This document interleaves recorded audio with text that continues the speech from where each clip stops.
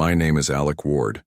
I'm 38 years old, born in Dayton, Ohio, raised by a father who taught me to keep my mouth shut and my back straight, and a mother who believed in fixing what people broke, even if it was themselves. I run a consulting firm now. It's not flashy, no bright signs, no social media campaigns, just results, reputation, and one quiet office on the top floor of a building where people only come when they've run out of simpler answers. That morning, I had 3 meetings scheduled. The last one on my calendar was labeled Potential Restructuring Fitness Wellness Brand. No names. Just a generic note slotted for 4:15 p.m. I didn't think anything of it. At 4:13, I heard the elevator. The floor was quiet, like it always is that time of day. The assistant had already gone home. I stood from behind the desk, straightened my sleeves, and turned to greet the next clients. And then I saw them, her first, then him. They walked in side by side. She wore a cream blouse tucked into high-waisted trousers, like someone dressing for control. He was in a fitted polo shirt and joggers, a fitness watch glowing blue on his wrist. They moved like people used to being noticed, but not necessarily looked at. When they stepped into the room, they gave me that quick, polite nod, the kind you give to someone you're about to ask something from, assuming they're already grateful for your time. Neither of them flinched. Neither of them recognized me, not right away. I stood still for just a moment longer than I normally would have, just long enough to take in the symmetry of it, their bodies, their faces, the effortless comfort between them. The same comfort I remembered her chasing 2 years ago when she left.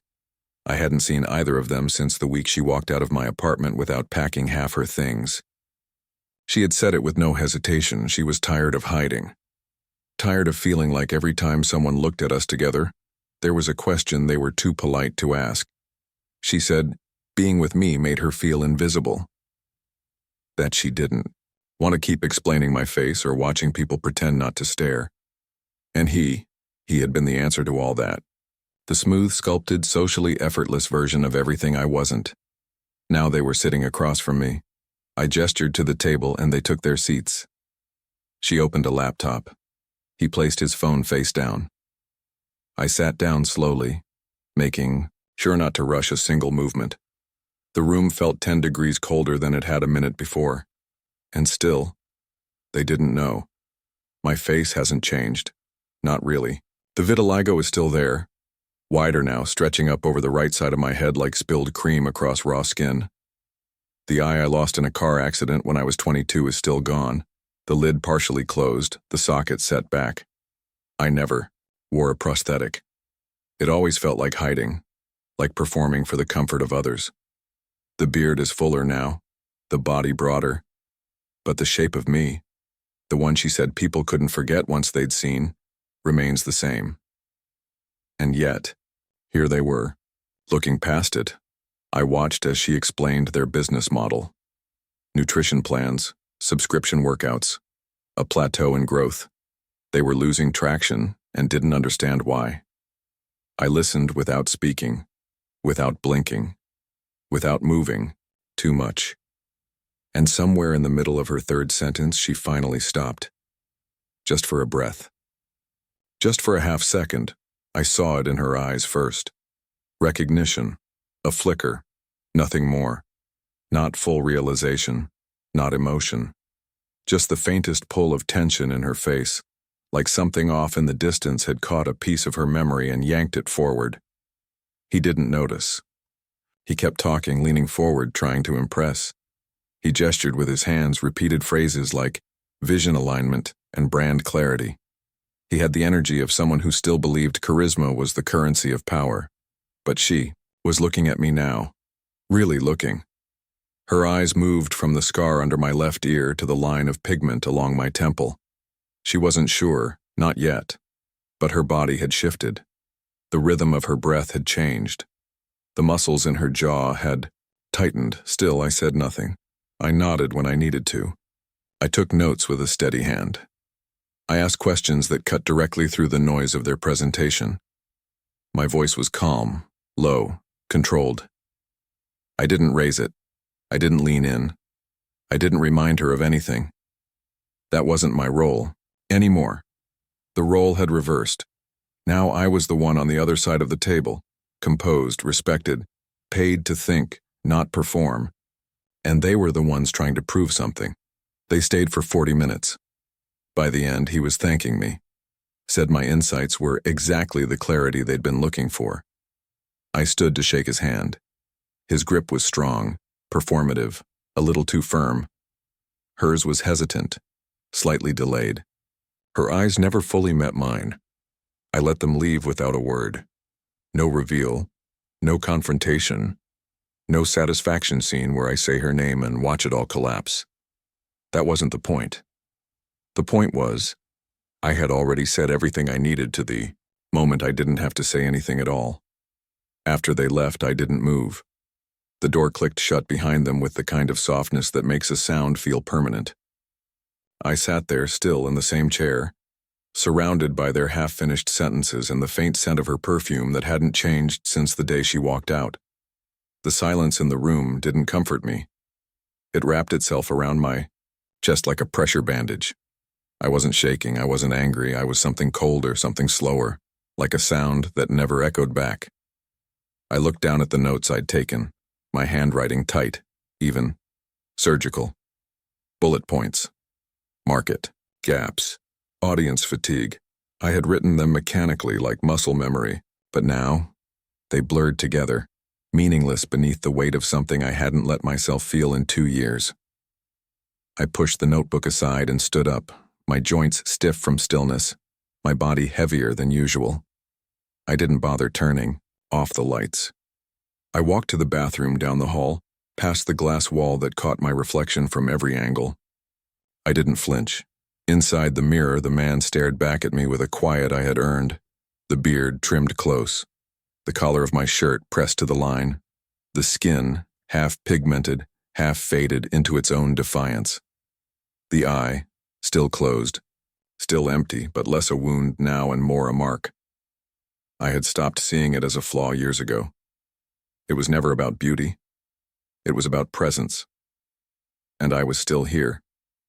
That day 2 years ago, when she stood in our kitchen and told me she was tired of explaining me to other people, I didn't ask her to stay. I didn't argue. I just watched her mouth form words that had probably lived inside her longer than I'd known.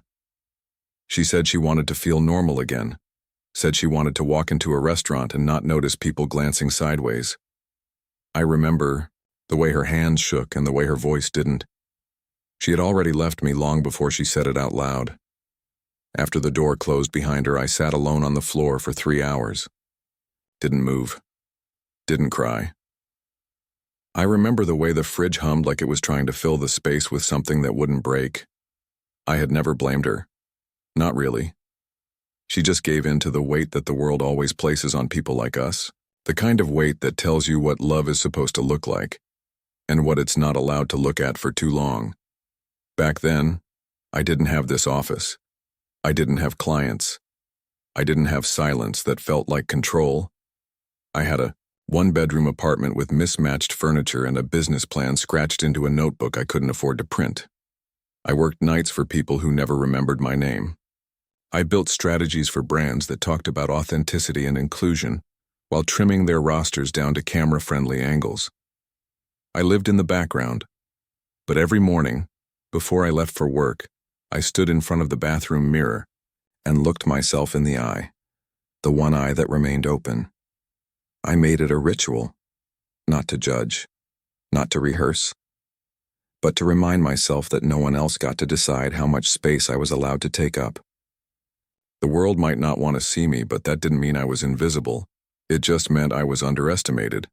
That mirror became my battleground, not because I hated what I saw, but because it was the only place where no one could edit me out. I showed up there every day, scarred, asymmetrical, whole. I didn't wait for acceptance, I waited for resolve, and when it came, it didn't arrive loud. It arrived quietly in the way my hands stopped trembling when I spoke, in the way I no longer avoided people's eyes in elevators, in the way I stopped lowering my voice when speaking to someone who looked like they had something to lose. Remember the first time someone offered me a deal? Small, underpaid, barely worth the paper it was written on. But I took it, Not for the money, for the signal. I printed a business card the next day with my name, a borrowed phone number, and a fake address. The company didn't exist yet, but I did. From there, I climbed, slowly, without spectacle, without help. I built something they couldn't measure by face value, and today that something was enough for her to walk through my door and sit in front of me without knowing who I was. I leaned forward and splashed cold water on my face. The mirror fogged slightly around the edges. I wiped it clean with the side of my hand, still watching the man inside. He didn't smile. He didn't sneer. He didn't feel vindicated. He just stood still, the same way he had 2 years ago, but now with no one left to look away. She left because she thought the world wouldn't look past my face. Now the world listens when I speak. Success didn't come with applause. There was no breakthrough moment, no viral story, no morning when I woke up and everything had changed. It came in inches, measured in quiet wins, in days when I didn't think I'd make rent but still showed up, in contracts that didn't pay much but opened the next door. I didn't start this business to prove anyone wrong. I started it because I was tired of waiting to be picked. Tired of offering my voice to companies that used my ideas but never my image. Tired of holding my worth in other people's hands and watching them drop it when it didn't shine the way they wanted. In the beginning, I worked from a desk wedged between my bed and a wall. My first 2 clients didn't even meet me in person. Everything was email, phone calls, documents sent as PDFs because I couldn't afford a real website. I didn't talk about myself. I talked about results. I made sure my words were clean, my thinking sharper than theirs. If I couldn't impress them with a handshake or a smile, I'd leave them no room to question the value I brought. There were days I almost folded, days when no one responded, days when a deal collapsed at the final step because someone found a reason to back out. They never said it was my face. They never said it was the discomfort of looking into an eye that wasn't there, or the pigment that didn't match, or the stillness that came off too heavy. They said things like, "Not quite the right fit," or "We're going in another direction," or nothing at all. But I knew. You always know. So I stopped trying to be seen. I focused on being undeniable. I read until my eyes burned. Took courses I couldn't afford. Studied case studies at night while the city slept. I rebuilt proposals 5, 6 times to make sure they were bulletproof. I did the work others skimmed over. I asked better questions. I said less. I made myself into a presence that couldn't be ignored. Not loud, not showy, just irrefutable. Something they couldn't afford to lose, even if they didn't know how to look me in the eye when they signed the deal. Months turned into a year. Then another. I moved from that room to a co-working space with peeling paint and a shared coffee machine that always broke down. I made my first real hire, a part-time assistant who believed in structure as much as I did. Then I signed a lease for an office. Nothing grand, just clean lines, good light, and a door with my name on it. Alec Ward, Strategy and Operations. I didn't call it a company. I didn't call myself a CEO. Titles didn't matter. The work spoke louder. The clients grew, quietly, steadily. Word spread not through ads or curated photos, but through conversations between people who'd seen what I could do. One referred, another, then 2 more. I became the man people called when things were breaking and they needed it fixed. Not explained, not dressed up, just solved. That was what I built. Not a brand, not a lifestyle, a reputation. And all the while, I stayed in the background. No social media, no pictures on the website, no interviews, just the work. Because deep down, I still believed that if they saw me too soon, they might change their minds. That some part of the old pattern would return, where my face entered, the room before my skills did, and shut the door before I had a chance to speak. But eventually, people stopped needing the introduction. The results had already walked in ahead of me. When I finally upgraded the office, I chose a space with tall glass walls. At first, it felt exposed. I'd spent so long hiding behind performance and detachment that it felt strange to let the world see me at work. But then I realized this was the point.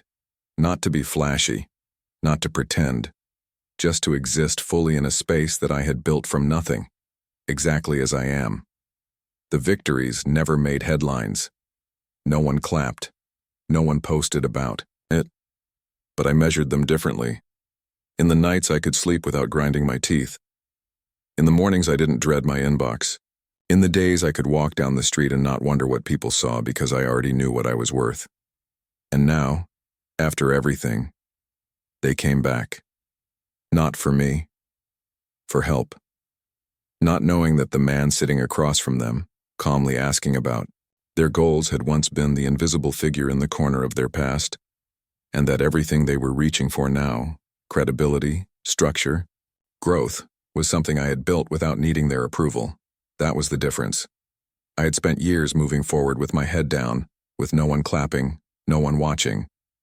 But now that they were finally looking, they were too late. He talked the way people do when they've never had to earn attention. Steady eye contact, clean posture, confident pauses between words as if the silence was meant to emphasize the value of what he was about to say. His tone was smooth, polished, the kind that sounds like it's been used to selling ideas, plans, versions of himself. He leaned forward just enough to show he was engaged, but never far enough to feel vulnerable.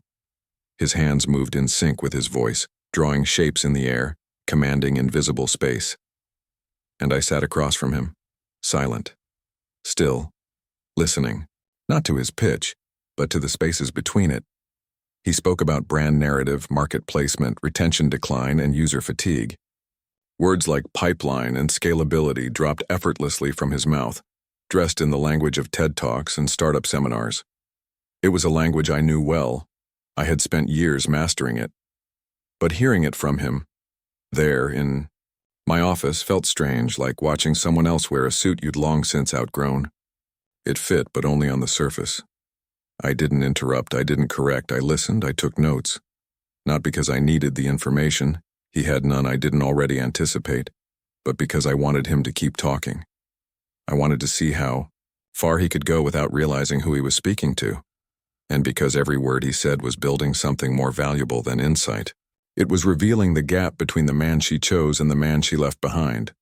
There was a moment, brief, almost invisible, when he slipped.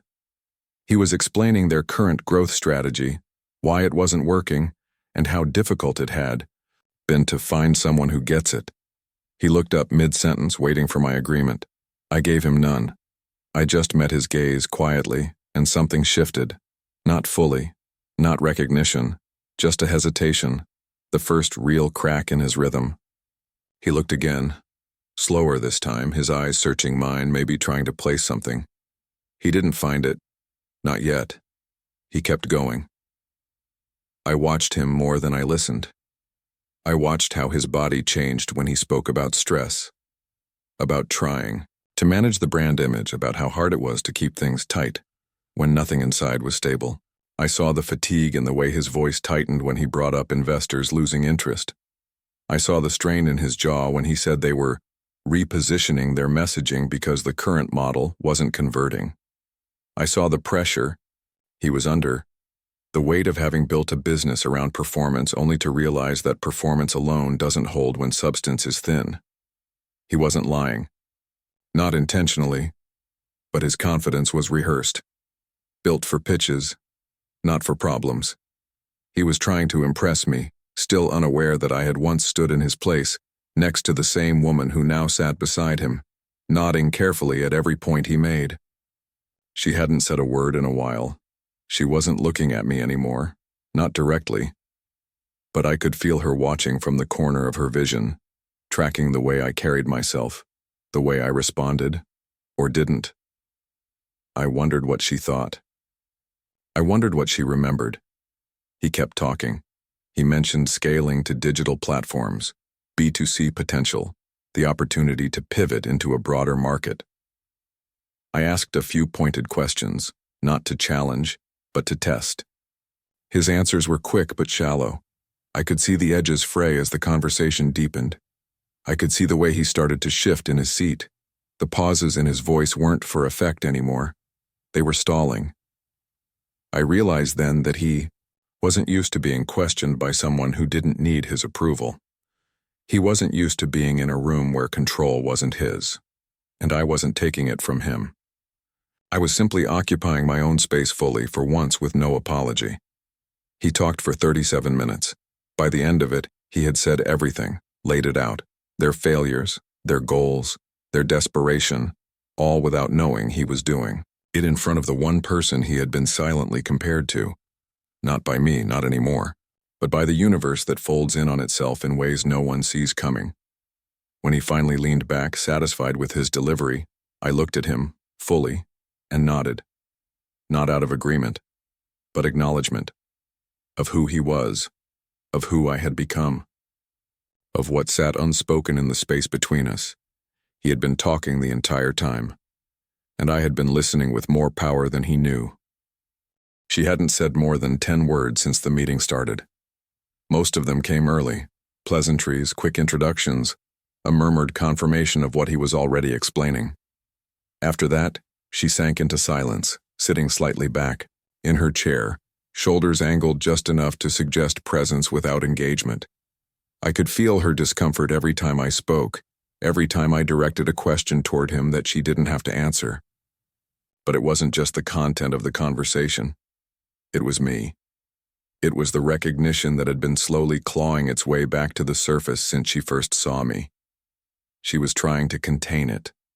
She didn't want him to see it. She avoided, my eyes with the precision of someone who'd practiced. She looked at the notepad in front of her, scribbling every so often even when nothing new was being said. She kept her gaze fixed on graphs, on data, on anything that didn't require acknowledgement of the man sitting across from her, the man she had once lived with, once touched, once told that he was too much to explain.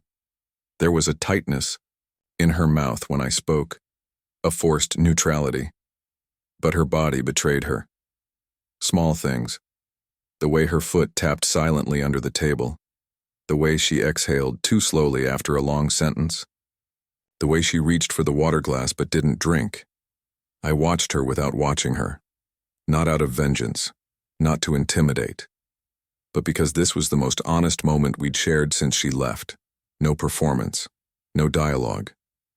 Just the heavy tension of recognition growing in the space where words used to live. And she knew it. She knew I remembered everything.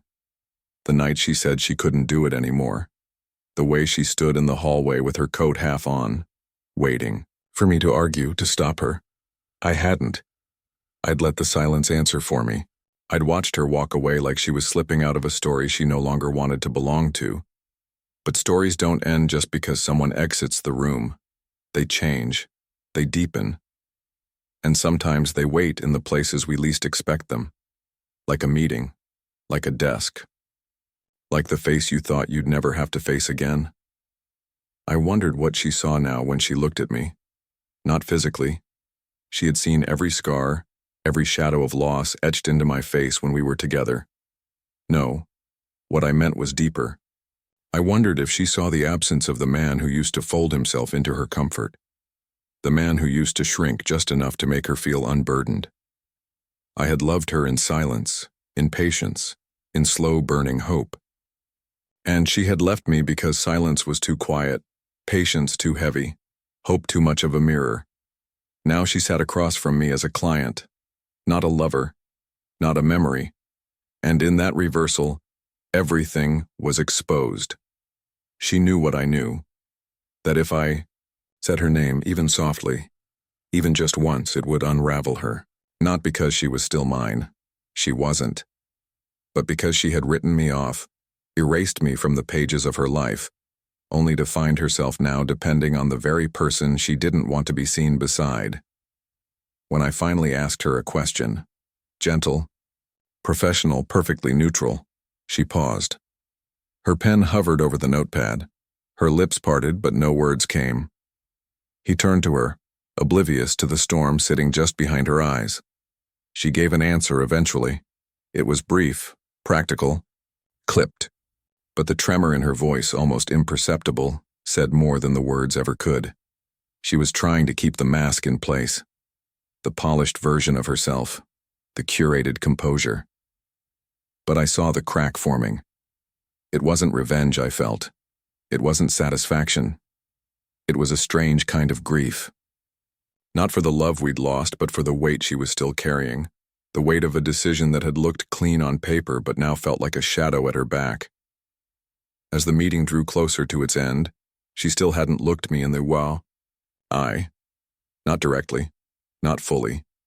She nodded when expected. She thanked me when prompted. But the connection she once avoided out of shame, she now avoided out of fear. Fear of what she'd see in me, and what it might awaken in herself. And so I let her have that distance. I didn't press. I didn't punish. I kept my tone steady, my words clear, my presence unshaken. Because I had nothing to prove. Not anymore. She was already remembering who I had been. But more importantly, she was seeing who I had become. And the silence between us was saying everything she couldn't. The meeting ended the same way most do, with polite words, firm handshakes, and vague promises to follow up soon. He stood first, eager to project control again after an hour of revealing just how lost they were behind the curtain of their brand. He extended his hand with that same grin, practiced, intact, undisturbed by anything real. I shook it, not out of respect for him, but out of respect for the room. Some rituals aren't for the people performing them.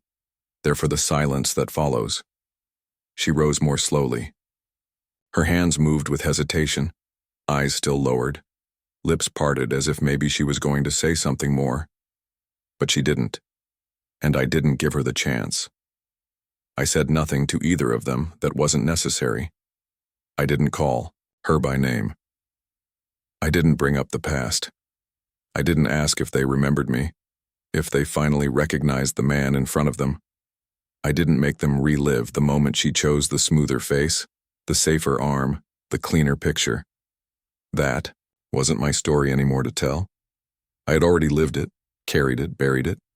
And standing in that room, I understood that dragging it into the light now would only cheapen what I'd built in its shadow. I walked them to the elevator.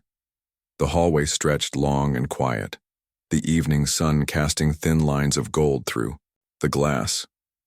Their footsteps echoed lightly against the polished floor. We said our goodbyes in the tone people use when they don't know how to acknowledge what hasn't been spoken. He smiled again, still not seeing me. She didn't. She just nodded once, her eyes meeting mine for the briefest flicker of time. This time she didn't look away, and still I didn't say it. Not a name, not a hint, not a reminder, because in that moment, I understood the difference between memory and presence. She remembered who I was, but she had no idea who I had become. And that in itself was enough. I didn't need her to apologize. I didn't need him to understand. I didn't need revenge dressed as closure. What I needed, I already had. A life that no longer required their approval to feel complete. After they stepped into the elevator, I stood there alone in the hallway listening to the soft mechanical hum as the doors closed, and I felt something I hadn't expected. Peace. Not triumph, not vindication, just peace. The kind that doesn't announce itself, that doesn't demand attention, but settles in the body like still water. I walked back to my office with steady steps, the kind that come from knowing who you are when no one's watching. Back inside, I closed the door gently and sat behind the desk where they'd sat just moments before. I looked at the chairs. I looked at the notebook with their names written at the top of the page, surrounded by neat columns and bullet points that now felt almost irrelevant. I closed it, not as an ending, but as an act of release. Some stories aren't meant to be carried forever. Some moments arrive just to show you how far you've come by how little they shake you anymore. There was a time when I would have imagined this meeting as a turning point, a scene from some imagined script where I reveal who I am and watch them unravel. But the truth is, power doesn't live in being recognized. It lives in knowing that you no longer need to be. The man I was back then would have wanted them to remember. The man I am now prefers that they don't. What mattered wasn't what they saw that day. It was what I didn't have to say. I didn't have to explain the years of rebuilding, I didn't have to justify the silence I chose. I didn't have to hold up my scars and make them meaningful to someone else. I didn't have to ask why they left or what they found when they did. I didn't need to be remembered to know I had won. And that's the part they'll never understand, because I gave them everything they came for, every insight, every tool, every solution they asked for, without ever once asking for anything. In return, no recognition, no guilt, no acknowledgement. That was the final difference between us. They were still chasing validation, and I had already outgrown it.